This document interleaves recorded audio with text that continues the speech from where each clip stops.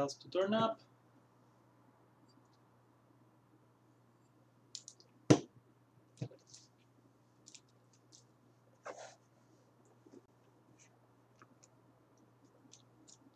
I should probably connect this thing to Twitter, but unfortunately I just realized what this thing requires to do the whole login and doesn't use the browser for OAuth 2, so pretty much couldn't be bothered. We'll do that at another time. Give a few minutes just to see if anybody arrives.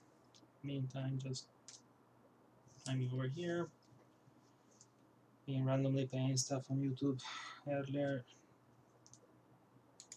while coding, because that's the way I handle this without an office. I rarely miss an office.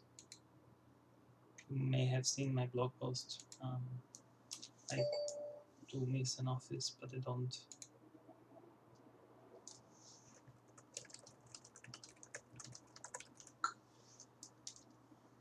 Anyway, let's get started. Now this should be enough lead time. So I promised some ranting about KVMs and USB and stuff, and this is something that you may have seen me ranting about on Twitter already a few times, and that is I freaking hate KVMs nowadays, and not the virtualization platform, KVMs, keyboard, video, mouse switches. They used to be bloody expensive at the VGA time because lots of analog stuff, and they had bad quality and all kind of stuff around it. And PS2 was a pain. Nowadays things are much more streamlined, and you can get a KVM that allows you to use the same monitor and the same mouse and the same keyboard with two computers for like £40 off Amazon or AliExpress. They're the same anyway. Like, literally, you see the same model between the two. And I used to have one here for a couple of years by now, but I used to switch my second monitor, not the big one that I use for Windows and games and stuff, but the small one that I used for work. Yeah. Work most of the time, open source development, and so on and so forth. Is on a small one. And I used the same KVM for a couple of years, and I had no issue with it. For the most part, it was connected to my Sculpt keyboard, because I use Microsoft Sculpt keyboards because they're more ergonomic than the alternatives, and usually trackball, Elecom Deft before, and Elecom Deft Pro now. I blogged about those already. I do like the Elecom trackballs, and everything was fine. And then I switched over to macOS. And this was connected to my Linux machine and to my Pixelbook. The Pixelbook via an Anker USB-C dock that had HDMI and two USB ports, and everything was fine. Everything was peachy. Then I switched to macOS instead of a Pixelbook because work wanted me to use a MacBook Pro. And ignoring the fact that Catalina had absolutely broken dock support, like totally, like yeah, there was nothing working with that one for a long while. The switch started acting up strangely, and then I switched over to a Windows 10 machine, and that's when I had to stop using that KVM. And the reason for that is it kept dropping my keyboard off the USB channel of the USB bus. And the only thing I can think of, because back in the days it was common for the USB switches to for the KVM switches to have PS2 connectors and still do the whole PS2, not PlayStation 2, PS2, the connector, the whole PS2 protocol decoding and so on, and added hotkeys so that you could like scroll lock up, scroll lock down to switch between computers. They still do the same with USB heat. the human interface device specification, and the end result is horrible because they just interact with the protocol, things don't work very well, and somehow Windows 10 couldn't take it. And it will work fine on Linux, but not on Windows 10, and I will have to unplug and replug the keyboard, and unplug and replug the keyboard, and I just got tired of it. And they decided that, you know what, I'm going to get a dedicated USB switch. So let me try to show what I've been doing. So let's say I have two main computers and one monitor. So let me bring, no, not this one, let me bring this one as a monitor. There you go, we have a monitor. And this one is the first computer. And once again, shout out to the Noun project that I use the icons from. And I don't want to do that on it. And I'll use the mini computer for the NAC because my Linux machine is a NAC. And one monitor, and then I should probably have added a keyboard and a mouse. But what I'm going to do is something different. Let's move this one to the side for a moment. Because honestly, all I care for is two USB inputs. It doesn't really matter, actually how many, because right now I'm using 3, and I'll get to that in a moment. But we have a bunch of USB inputs here, but essentially it's not what we care about. And then I had the actual switch. So here was when terrible. Not much better. With 1 and 1, and then the 2 connections, because of course it needs both video and USB to the computers. And I said this worked out for a while until I will get this one just crossing out. Sometimes it will drop. Usually it will drop just the keyboard, not the mouse. And it has marked keyboard and mouse inputs, but honestly, it didn't matter. I tried switching the mouse and the keyboard, and all of this didn't work. So what I ended up doing was, let's add more of these. Let's copy. And can I just duplicate it? No, but I can copy paste it now and use mouse. So I ended up getting a 4-port switch.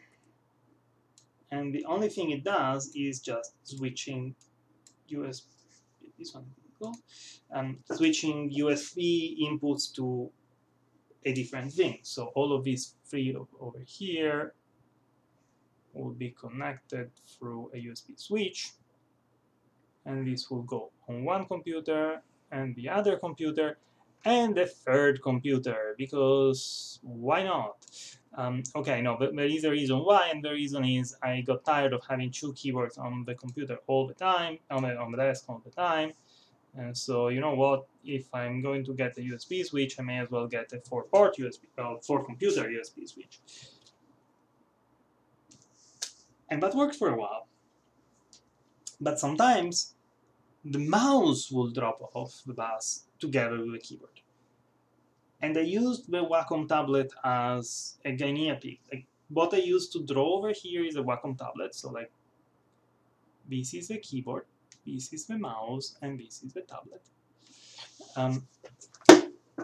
The Wacom tablet that I'm using is the Intuos 4L, but has the small OLED display on the side to show you what the various buttons will do.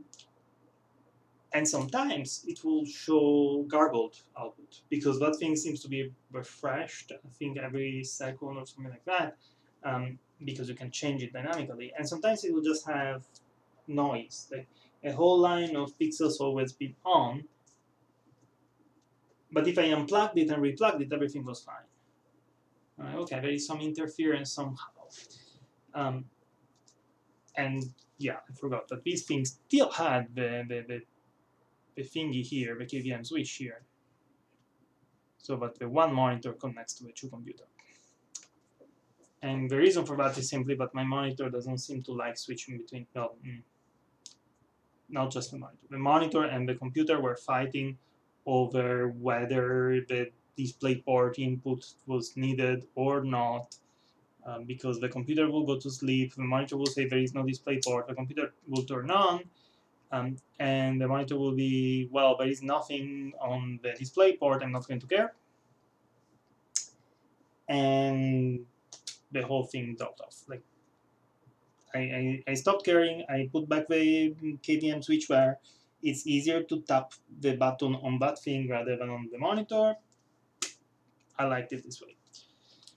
But that's not where the problem is. The problem is that, yes, the keyboard, mouse, and tablet sometimes would entirely drop off the, the bus. And they will disconnect just the keyboard and the mouse. The tablet will resume by itself, but the keyboard and the mouse will fail. And ranting on Twitter, a bunch of people giving suggestions. One of the suggestions was use a powered USB hub to go with a switch. And I did that. I also found a slightly better than expected powered USB hub, and actually let me go and find it, because I probably should have put that already as an icon, because it's a powered USB hub that has buttons to turn on and off the various devices. It removes power, maybe even data. I'm not sure. I haven't opened it. I was tempted to because it's not that expensive. It's like a 19-pound device, so I could just get the second one. Which image is okay? This is not the best image of it, but will do.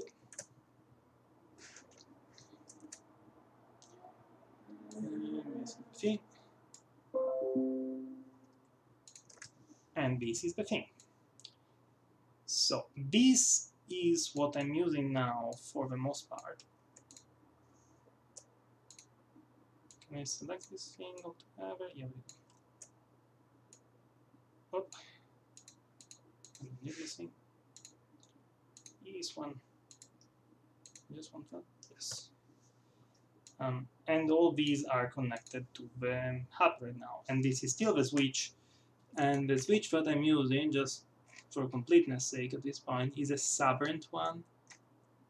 And it has a decent picture-ish here. This one will do.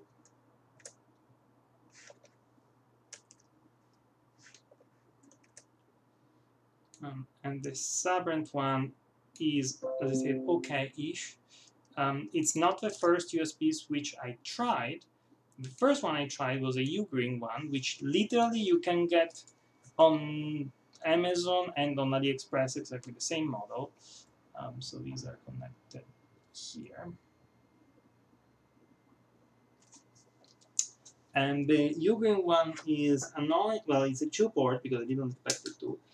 It's annoying because it also has the same problem of dropping off the bus, like exactly like the Sabrent. So I thought it was a problem with the Ugreen, but no, it's essentially the same with the Sabrent. But the other problem is that it has USB-A ports on both sides. So you have the cursed 8-way cable, but if you plug them on the wrong devices, they will all just short out. It's supposedly USB-free. I don't have anything in my input devices that is USB-free, so I don't know why would you put it on a switch like this. Anyway, that's not the problem.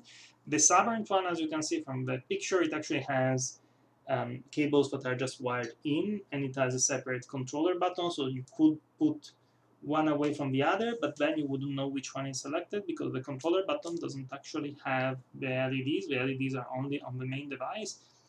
Why on earth did they split it? I have no idea. But there we go. They split it. Let me redraw keyboard on this one because I removed it by mistake.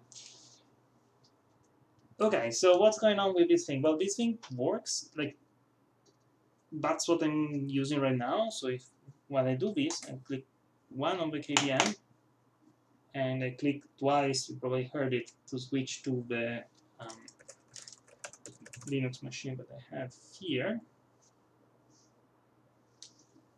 Oh, sorry, I clicked too much. Okay, I didn't turn on the work computer, thankfully.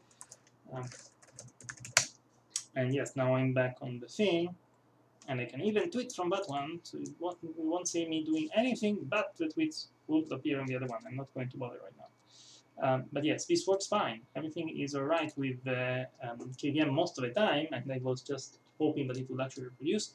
It doesn't. Sometimes now, the mouse falls off the bus, and it fails entirely to enumerate on both Windows and Linux and everything.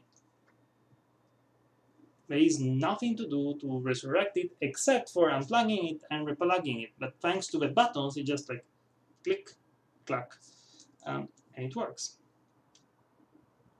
Why does it work? I can only imagine that the problem here is the receiver, because okay, when I say mouse, I mean the trackball, but like, since I already have a tablet, M will do fine. The Deft Pro I'm using has a USB, well, okay, technically it could use a USB cable. I haven't set it up with a USB cable, maybe I should try. But it has a USB receiver for the wireless functionality. And when using the wireless functionality, that single receiver seems to be what falls off the bus. But somehow, if it's connected to the same hub, but doesn't have this type of isolation, and I honestly don't know what the type of isolation is that it uses here, it seems to take the keyboard with it. And I'm kind of out of ideas of what it could be, except for maybe when it turns up, it doesn't have enough protection from the DC decoupling, or maybe you just get an ESD shock and it doesn't actually care for that. I am tempted to open one of the receivers. It's a bit annoying because while the Deft Pro does have the wired option, the old Deft doesn't. And if the old Deft did, I would have opened one of the receivers from the old Deft. And I still might, but then it means that I will render one of my old Deft unusable. On the other hand, I do have two. One is still at my old office, and somebody who may or may not be in this stream may have to pick it up for me when the office is eventually reopened, whichever year that's going to be. So yeah, I could open one of the two that I have at home, that I'm not using because they're just in a box somewhere, and see if there is something missing on the receiver. And maybe if that is the problem, I could make a small PCB that just has a USB pass-through, and like if it's decoupling the problem, just put a couple of decouplers there and see if it works. But maybe it's something else entirely and I have no idea. If anybody happens to have any suggestion on this side, that would be lovely, because the only alternative I can think of is designing my own USB switch, which, I'll be honest, I've been tempted, and there are many different ways to go around it as well, and that's the whole reason why I chose this as the subject for whiteboarding, because okay, let's try to see what do we need from a USB switch. Well, besides the fact that if I were to design my own USB switch, I will most definitely put the one feature I like from that USB hub. Can I actually move this to the side so I have more space? Probably. Yeah, let me move all of these here to the corner. There you go. No, it doesn't. It pushes around. So okay. The buttons. The buttons are awesome, and they are one of the best things to have to be able to turn on things and off. So if I were to design my own USB switch, it will have the sockets and buttons, and the sockets and button. I do find the horizontal placement of this USB hub to be very annoying, to be honest, but that's okay. Like, you go now. This one turns on and off all of the things.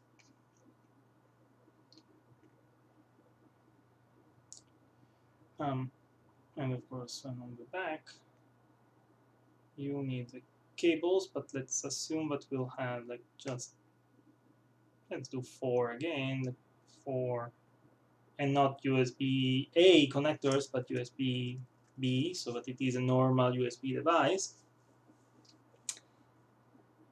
And then inside you will have the 4 ways USB port. This is awful. How can I make it easier? Oh well, and let's try to draw it this way. 1, 2, 3, 4. And I'm going to just assume USB 2 because, yeah, this kind of thing doesn't need USB 3. And the problem with this is that you have, like, oh yeah, and these things usually have a power plug somewhere for +5 volts.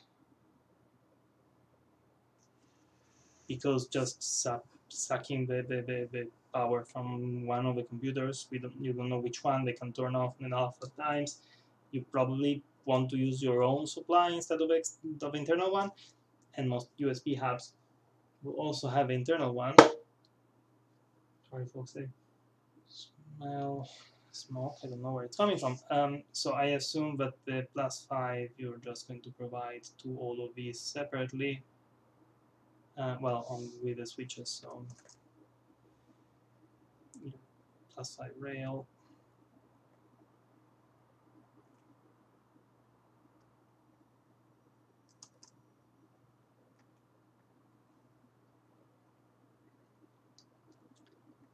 But what do we do with the data?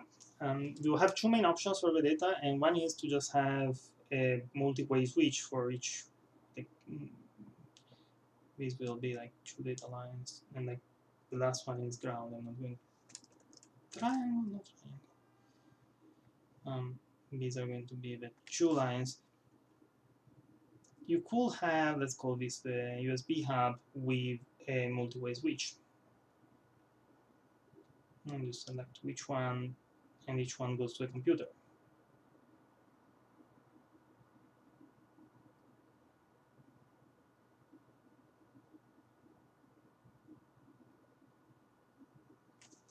And sorry, folks, let me just check on the.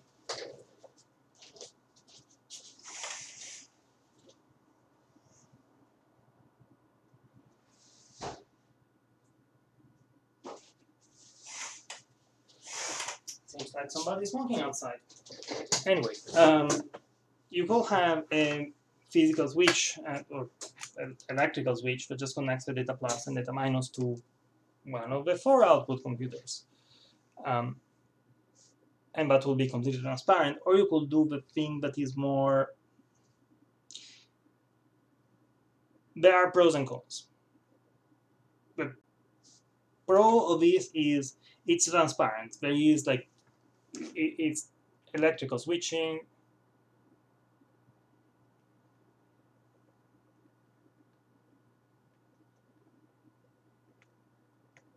Electrical switching is transparent. It will work for any device. It doesn't really matter.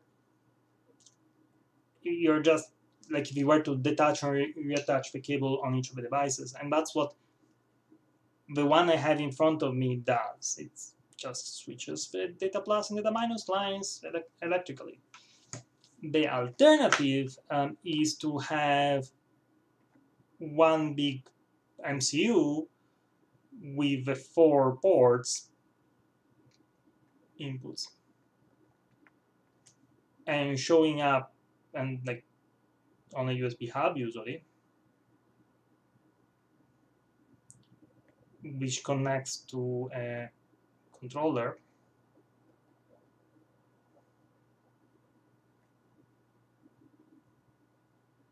But then connects these to the 4 computers.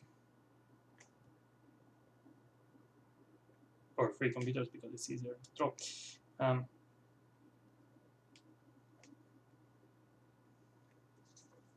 And then the controller, depending on the complexity, can do things like fake the price, like let the devices enumerate, don't send the disconnection when they disconnect, when you switch, and let the PC think that the device is always connected. With a little bit of USB analysis, that will work, and it will probably work for most devices, except if the computer decides to send a re-enumeration request, and then they will disappear until the next time you reconnect them. Or maybe like, again, this is all very tricky, and I don't have a good answer, because I can see a good idea, like I can see good reasoning for both. If you do a if you end up doing the electrical switching, the main problem is some of the devices take a moment to re-enumerate. So when I switch from my work computer to my personal computer to type a message, to an email arrive or something, the keyboard appears nearly instantly. The mouse takes about half a second. The tablet takes a good couple of seconds to re-enumerate properly. When I switch to my Linux machine, the tablet takes a good 30 seconds to re-enumerate because you have all the kernel triggering to then the UDEP systemd, whatever is happening, to, I think, leave input, and then to X. Like, it takes a good 30 seconds to re-enumerate the tablet. That's a very long time. If you could fake the tablet still being there with the controller and USB hub combo, yes, it will be easier, but on the other hand, you will have to essentially re-implement most of the USB protocol on that thing. Yeah, you will end up with a lot of logic for something that should be relatively simple as a USB switch. Do I have an answer? I don't. Would I like to try? Probably. So don't be surprised if I end up randomly throwing out code that just runs, I don't know, like, I wouldn't know what to use for 4 inputs. Well, okay, I think I could use a USB hub chip and just do one input and like probably start with one input at a time. But yeah, but this would be interesting. And like, unlike the HDMI part, you don't need much in terms of like FPGA or like dealing TBDS, I think it's the name of protocol, and then differential lines and all that kind of stuff. Yes, you will have a bunch of those in USB 3 as well, but again, who cares about USB 3? This can be perfectly fine USB 4. USB 4, USB 2, I wish USB 4. Was that wireless USB, I think.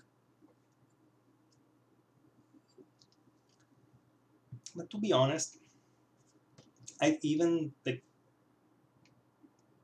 my dream option, and now that I think of it, actually, okay, let's try to think about this. Because my dream option is actually much simpler than all of this. Because this is all generic options, but if I go for my dream option, I don't care.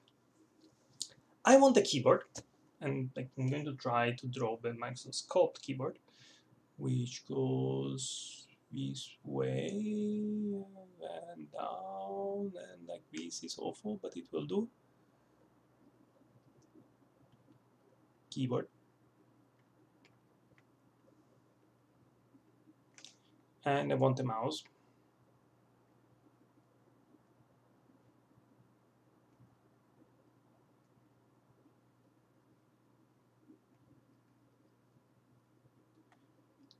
And I want to use 4 computers. Well, 3 computers. I'm going to put 1 computer, 2 computers, and a mini computer.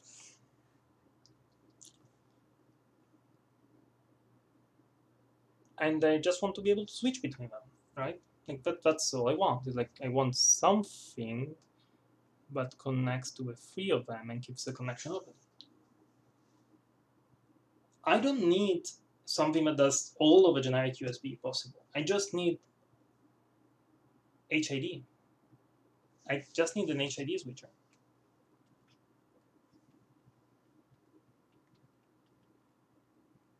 And HID is it's definitely implementable in HID decoder and encoder with a relatively small device, because like the Trinket M0 has the ability to do HID. So as long as I can receive and decode HID and re-encode, like copy the HID thing into the next thing. The most difficult part is going to be recombining the HID reports. But what if I do, like, I think I could do a demo of this with a BeagleBoard, because I would have, I can check the HID report of a keyboard, but an HID report for a keyboard is going to be just a bunch of keys. And the mouse, I actually know the HID report of that one because I fixed it, and yeah, it's just 4 directions and the 8 buttons. And yes, the BeagleBone that supports USB of the on the go means that it can actually emulate HID for me. And something like the phase tensor will do fine. See, now I'm getting all the ideas. So what would we need for something like that? Well, we will have like the keyboard, the mouse, and the switcher, magic switcher. And then P1, P2, P3. And then you will have a human, hard human. And when the first thing will be the switcher enumerates, true, the USB of the Go on that thing only supports one output, so we'll need something slightly more complicated than a BeagleBone, but yeah, it still can work, and like just needs to enumerate to all three, and then keep state of which one. So this one will enumerate on all three of them and just say, hey, here's my special HID thing that has all the inputs. Like, I'm a keyboard and I'm a mouse, or whatever else. Like I'm a mouse keyboard, I'm a keyboard mouse. There are mice that have more buttons than my keyboards used to have.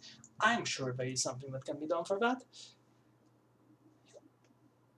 And then it will just let these enumerate.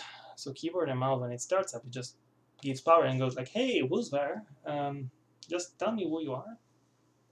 And then when the user clicks on the keyboard and goes to the switcher and then goes to P1, what this will do will be adding latency, because tap, tap, tap. Like, yeah, you wouldn't probably play video games with this because it's doing more detection. But on the other hand, like with a good embedded CPU, this should not be a big deal, right? Like if you will not, no, even the ESP, no, the ESP32 wouldn't have enough. Okay, now I'm curious. Are there HID decoders? HID decoder chips. I mean, I assume that's what silly KVM does. Yeah, the CAN bus HID decoder. No, I don't care about CAN bus. Okay, USB HID integrated.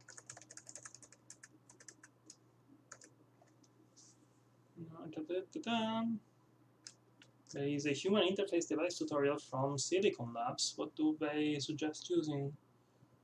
Bidirectional data flow from device firmware, blah, blah, blah, blah, blah, blah, blah. Do I have any chip that can help for this thing? This is about the descriptors. It doesn't help. Doesn't help. Let's solve the USB packets. Okay, that's, yeah, but none of that is useful. So what will be the delay for any of these? Well, what's the speed that USB uses for these? Like, are these 480 megabits per second, or are they 12 megabits per second? Because if they are 12 megabits per second, why are we caring? Just use a faster CPU. We're not going to use Linux. It's going to be real time in that case. Let's use B. Let's use B. Let's switch.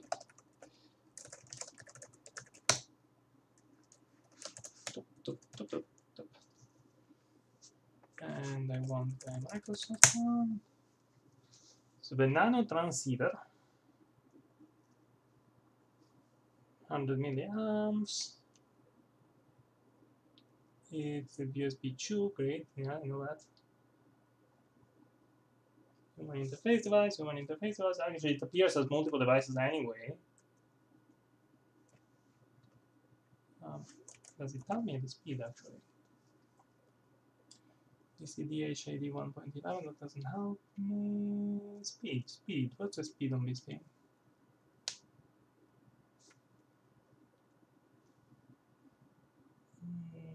No, you're not going to tell me the speed at all. So configuration description, VCD device, yeah, that's fine. Native Android. I expected it to have the type of USB device it's connected,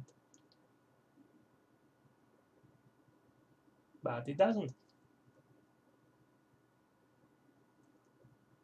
Oh yeah, it also has a boot interface subclasses, because of course, like there are still people caring about the boot interfaces for this. I don't know. That doesn't have. Also, somehow this hub is from Realtek. This is the first time I see a Realtek hub chip. RTS 5411. And it turns out I have datasheets for this, it seems. Maybe. You can actually buy it if you want. Somewhere. Oh, there is a Texas Instrument equivalent of it as well. 4-port USB 3.2 Gen 1. This is so, oh yeah, because it is a USB 3 device. Now I realize that it is so much overkill. Because yes, we don't really need any of the USB.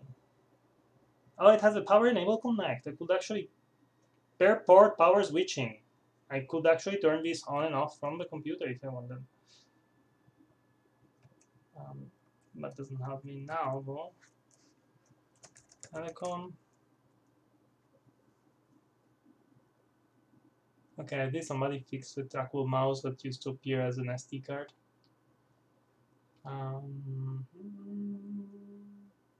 This DHD 1.11 doesn't help us.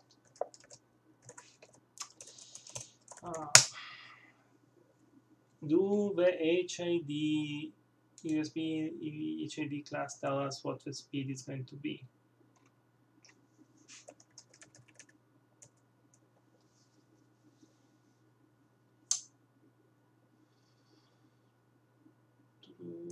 Okay, polling rate for USB MI seems to be around 1 kilohertz. That's what it says. So yeah, I think all of this can be done on a micro. Okay, a slightly beefier micro than I used for the Lego, but I think this can be done with a micro. See, now I get ideas. The micro will have to implement the essentially all of the HID stuff on the client side. So it would be nice to have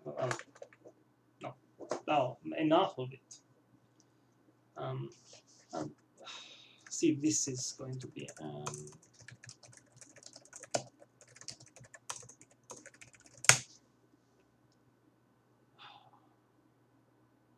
Oh, I think I know. Like, yeah, that will be. Maybe this will work. Well, it will not work for what I need, but it will work as a base to have an idea of what to do. The USB Harmony from my friend Andrea does USB device simulation, which is already something. But if I remember correctly, it supports USB on both sides. The back accessory support USB firewall, bridging built-in receptacle ports. Yeah, that works. Now I have an excuse to get a USB Harmony. Andrea will be happy. For those who don't know what the USB Harmony is, what I'm talking about, it's this thing.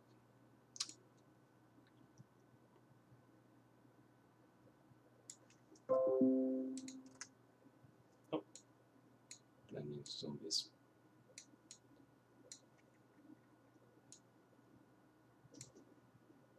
and it's a 900 megahertz device, and it has USB device simulation. I have this. Why don't I use this? USB device simulation there, yeah. And okay, and it has standalone mode. No, that's not what I wanted. Low-level USB security detect. There you go. USB firewall. And it has a USB-C on one side, and it has USB device simulation again. It's here. Secure elements. In this case, I don't particularly need any of that. It's 900 megahertz. Like, this is plenty for the kind of thing that I was thinking of. And then, yeah, we can do from this one as a proof of concept of just getting a typing of the input and the mouse and pushing it on the other side.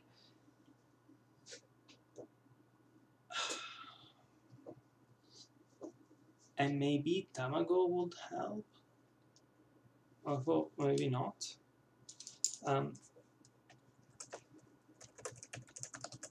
Let me see, out of curiosity. So for those who don't know what Tamago is a bare metal Go for ARM SoC, also developed by F-Secure, mostly Andrea, I guess, or Andrea and his team. And it's used in the USB Armory for the whole setup, and it's been playing, like it's been showing a lot of good demos of just using the Tamago, and it is licensed under GPL3, which is fine. And the example applications, I'm curious to see what there is a USB Armory. There is a SSH server. Oh, there is actually a list of things.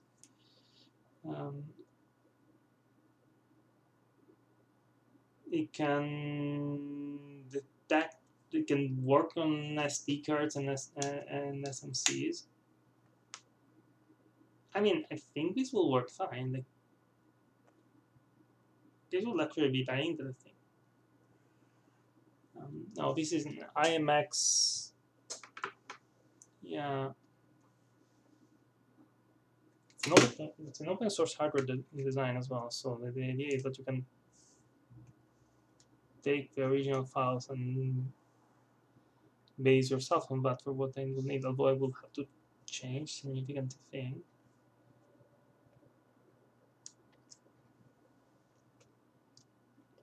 This may be the time that I end up ordering one. Yeah, open hardware, board schematics and layouts. They're all available on GitHub. I should tell Andrea to update the URLs because they point at the old path and then redirect, but besides that, that's okay.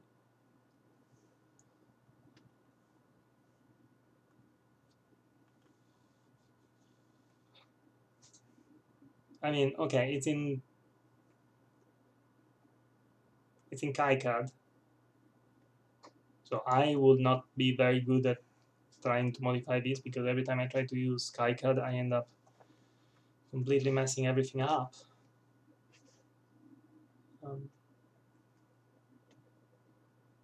And the question is how, like, we wouldn't need the whole Cortex for these, like the Cortex A7, like that's very beefy CPU for the kind of thing that I was thinking. How much is that CPU even? Like,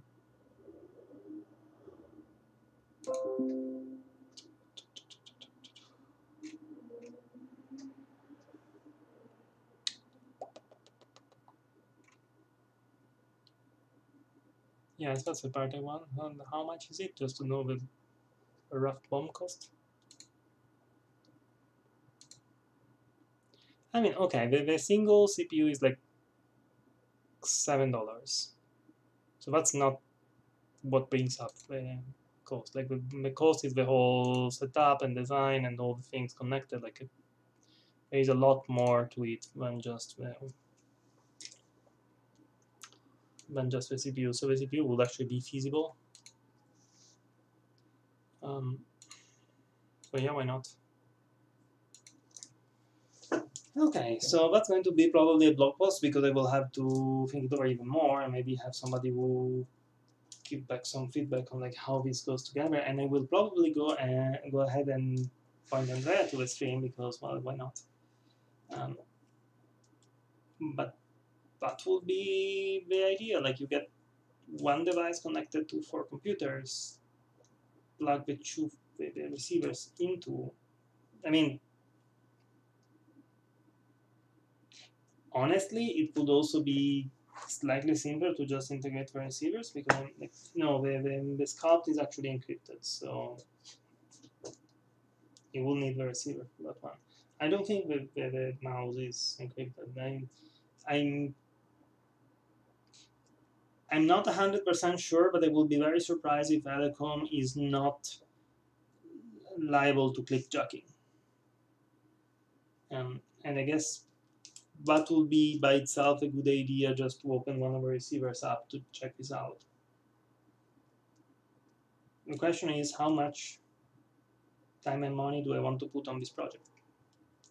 Because honestly, from the point of view of it works now with buttons. They are awful, but it works. It should be better. We need things like this to be better. And essentially, the block diagram that I'm thinking of will be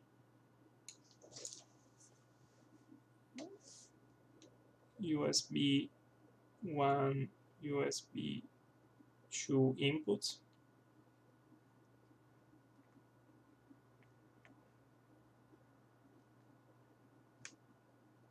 To a micro of some kind with some selector interface, which again could be like a separate button, can be a remote, it can be anything at that point. And I would absolutely not expect this to have magic combinations to select different computers because those things always backfire.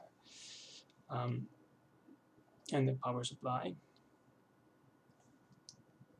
And then going to PC1, PC2, not PO, PC2, and PC3. I don't need more than 3 myself, so I will probably stick to the 1, 2, 3 options. And yeah, like you get,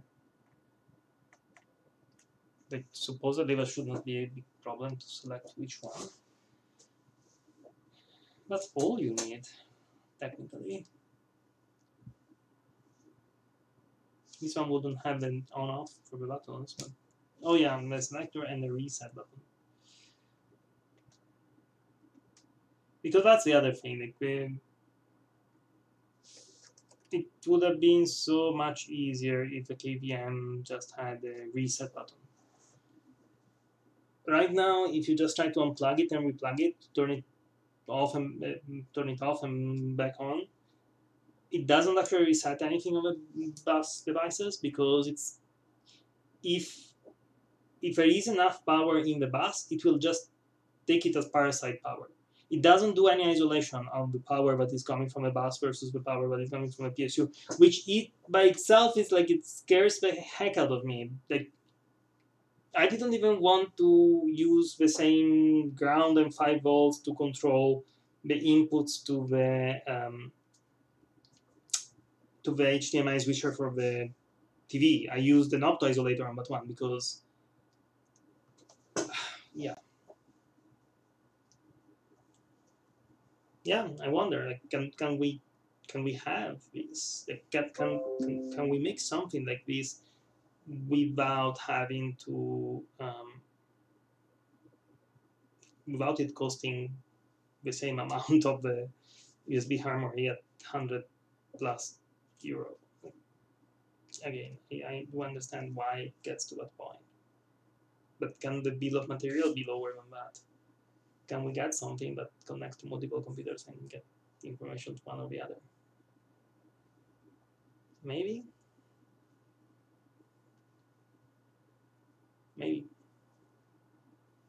Can we have like a HID multiplexer in Tamago? That will give a good reason to have an HID report parser in Go if there isn't one already. Pure Go. Maybe USB mount tools is written in the wrong language right now, or maybe all of this can be done in Circuit Python. Because that's the thing, like, yes, I'm considering this for Tamago because it exists, but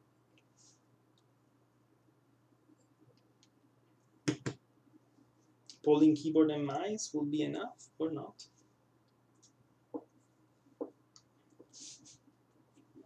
Yeah, I guess this is going to be another of the free ideas I'll post on the blog with a bunch of possible options that I can think of this one.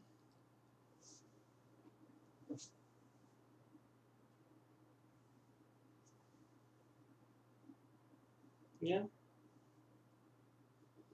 Muxing the input from multiple HID devices into a single HID device that sends data out.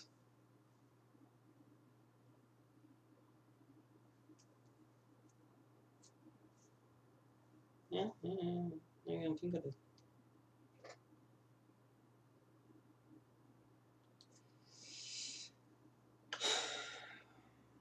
Yeah, no, if you have suggestions, they're welcome, because right now I feel a bit on the, yeah, that's a good idea, but I have no idea where to start with most of these, because it's a lot of different possible branches that this can come up with, except me just going and jotting down notes of how I think this should work.